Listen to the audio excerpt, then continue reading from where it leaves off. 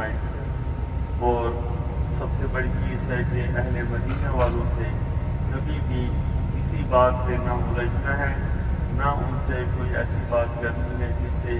یہاں کے ادب کے اندر کوئی ہم سے کوتاہی یا غلطی ہو جائے، کیونکہ یہ مقام بہت نازک مقام ہے۔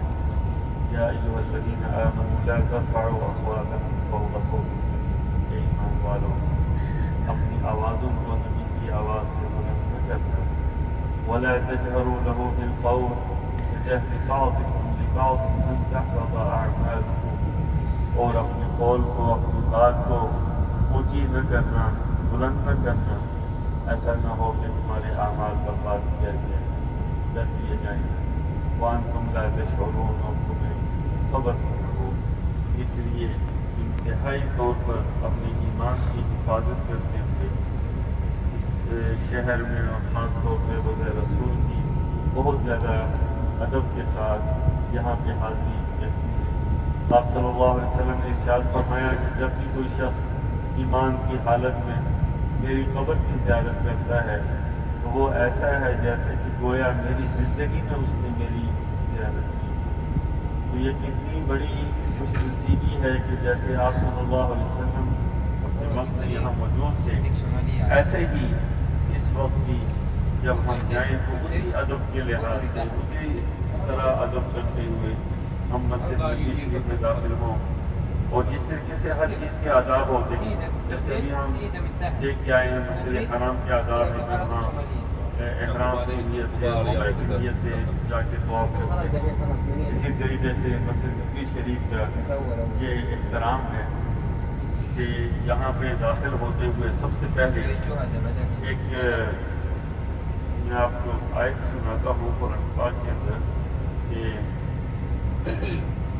یا ایھا الذین آمنوا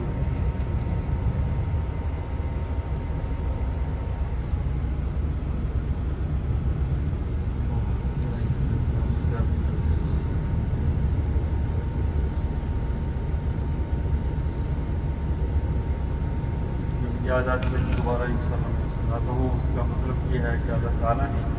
حضرت ابو بکر صدیق رضی اللہ تعالیٰ عنہ کے دل میں ڈالا، اور ایک روایت میں آتا ہے حضرت علی رضی اللہ تعالیٰ عنہ،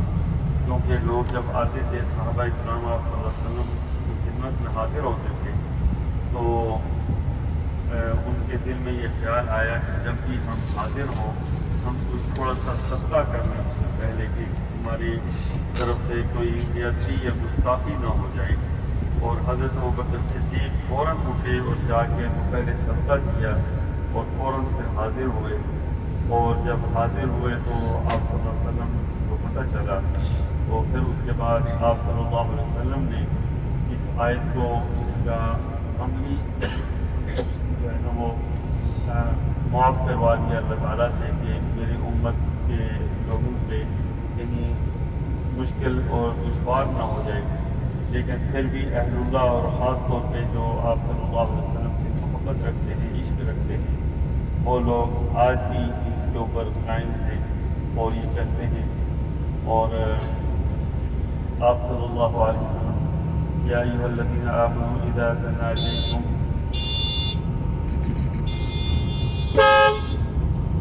إذا ناجيتم الرسول فقدموا بين يدي نجواكم صدقة ذلك خير لكم وأطهر فإن لم تجدوا فإن الله غفور رحيم۔ یا ایمان والو جب بھی تم نبی صلی اللہ علیہ وسلم کی خدمت میں حاضر ہو تو پہلے کچھ صدقہ کر دیا کرو تاکہ تمہارے قلوب کو پاک کر دیا جائے اور تمہارے اعمال کو صاف کر کے پیش کیا جائے۔ کہنے کا مقصد یہ ہے کہ ہم جب حاضر ہوں تو پہلے کوشش کریں کہ تھوڑا بہت صدقہ جو ہے وہ ادا کر دیں، اور پھر اس کے بعد اپنی ہوٹل میں ہم جائیں گے پہلے تو اس کے بعد ہم کر سکتے ہیں۔ اور پھر یہ ہے کہ وہاں سے فریش اپ ہو کے تو جیسے بھی مسجد میں حاضر ہوں گے تو اس میں سب سے پہلے داخل ہوتے ہوئے حرم میں پھر ہم اگر ممنوع ٹائم نہیں ہے تو ہم 2 رکعت نماز تحیۃ المسجد پڑھ کے اور 2 رکعت نماز تحیۃ المسجد پڑھ کے پھر اس کے بعد اگر فرض نماز کا ٹائم قریب ہے تو پہلے فرض نماز کی ادائیگی ہو، اور اس کے بعد پھر جیسے کلام ہوگا ایسے آپ صلی اللہ علیہ وسلم کے واجب شریف میں جا کے وہاں پہ سلام پیش کریں گے۔ تو اس کا طریقہ یہ ہے کہ جو بھی آپ السلام سے داخل ہوں گے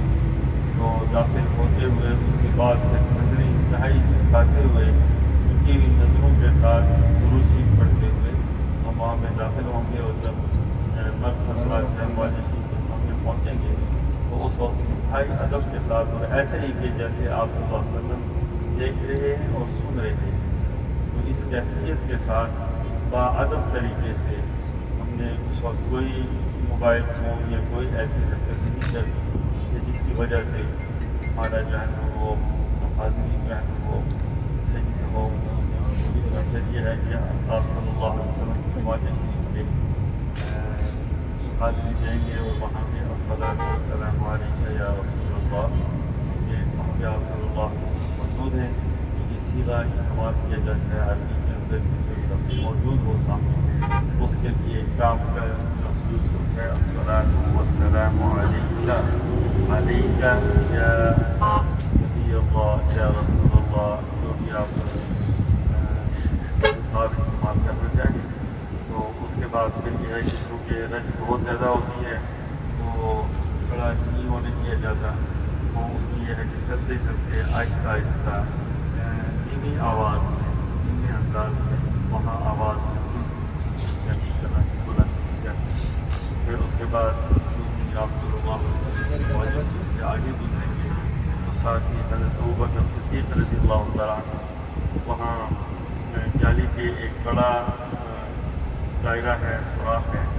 تو اس میں جو پہلا ہے وہ آپ صلی اللہ علیہ وسلم کے بالکل جگہ انور اور سینے کے سامنے ہے، اور دوسرا جو ابوبکر صدیق رضی اللہ تعالیٰ عنہ کے سامنے، اور تیسرا جو ہے عمر فاروق رضی اللہ تعالیٰ عنہ۔ تو جب آپ صلی اللہ علیہ وسلم پر السلام ہم پیش کر لیں گے،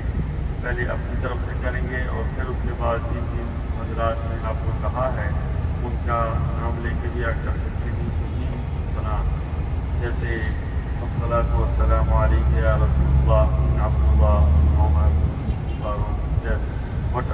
جیسے بھی جن جنہوں کا ہے ان کے نام لے کے آپ کر سکتے ہیں۔ اور پھر اس کے بعد یہ ہے کہ اگر جن کا نام یاد نہ ہو تو ان میں یہ آپ کر سکتے ہیں کہ جن جنہوں نے کہا ہے ان کی طرف سے السلام، تو صلاۃ السلام آپ صلی اللہ علیہ وسلم کی ذات کی۔ پھر اس کے بعد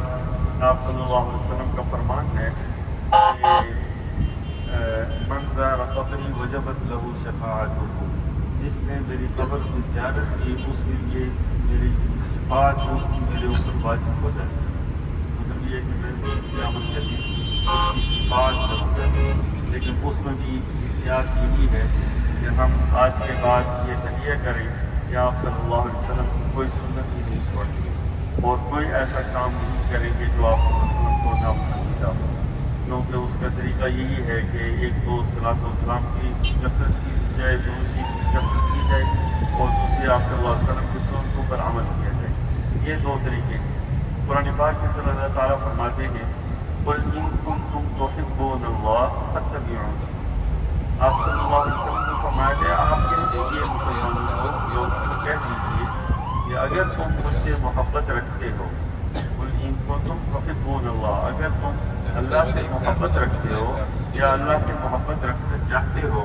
فَاتَّبِعُونِي، تو انہیں کہہ دیجیے کہ میری تابعداری کریں، آپ صلی اللہ علیہ وسلم کی تابعداری۔ اللہ تب خوش ہوگا، راضی ہوگا اور اللہ محبت کرے گا جب آپ صلی اللہ علیہ وسلم کی تابعداری کریں۔ اگر آپ صلی اللہ علیہ وسلم کی سنت کے خلاف عمل کیا جائے، چاہے ایک سنت ہو چاہے ساری سنتیں ہوں،